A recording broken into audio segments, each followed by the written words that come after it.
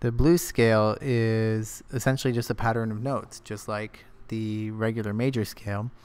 And the blues scale uses what you call blue notes or bent notes.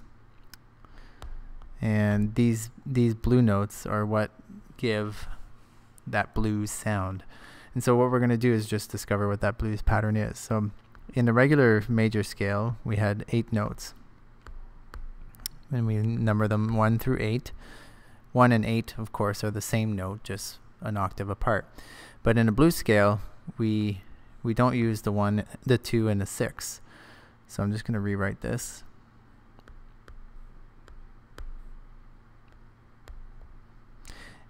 And then there's a few changes here. So far we've taken out 2 notes, and we're going to double this 5th note here.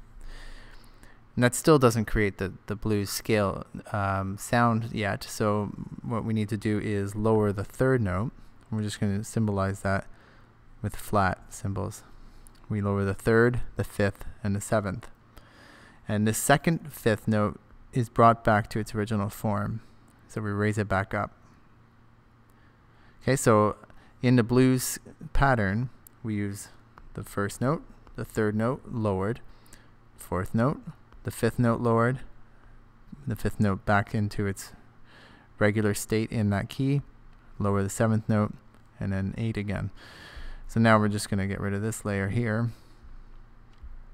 And let's see what this looks like on like in music. So we've got our C. Let's use C major as our first example. And C major is an easy key to talk about because it has no sharps or flats. So C major blues. I'm going to use, I'm just going to write the whole C major scale. No, actually I'll write the pattern first down here. 1, lowered 3, 4, lowered 5, raised 5th again, lowered 7, and 8. So I'm going to write those notes.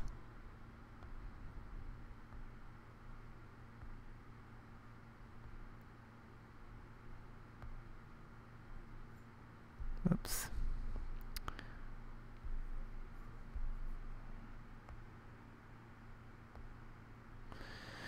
And lastly, I need to modify these notes. So I have my 1, 3, 4, double 5, 7, and 8. And now I need to lower that 3rd.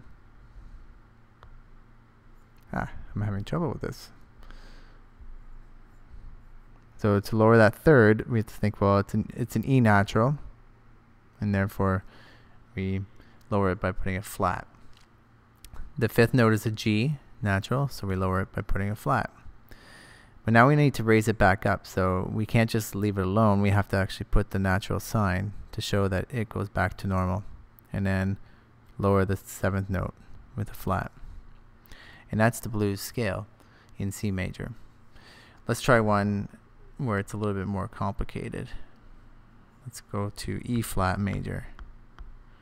E flat is more complicated because there's a few flats, and we need to keep those in mind when we're lowering notes. So I'm going to write the pattern down here again.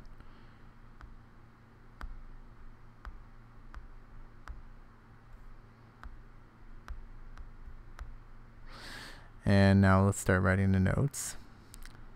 So in E flat, there's an E flat, 3, 4,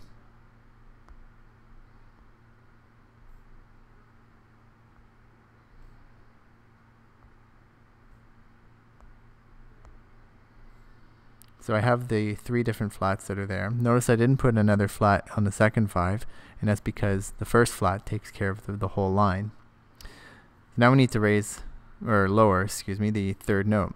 In order to lower it, we have to think, well, what note is it first? Well, it's a G natural, and in order to lower a natural sign, or a natural note, we need to put a flat in front of it. We also need to lower the 5th. Well, it's already a flat. Yes, forgot. There's a double flat, so we're just going to put a double flat symbol in front of it. Now this next B has to be changed back to a regular flat because it needs to be raised up again. So if we just put a single flat in front, that means cancel out the double. And lastly, we need to lower the 7th. It's a D natural as it is, and to lower a natural note, it means you're going to put a flat in front of it.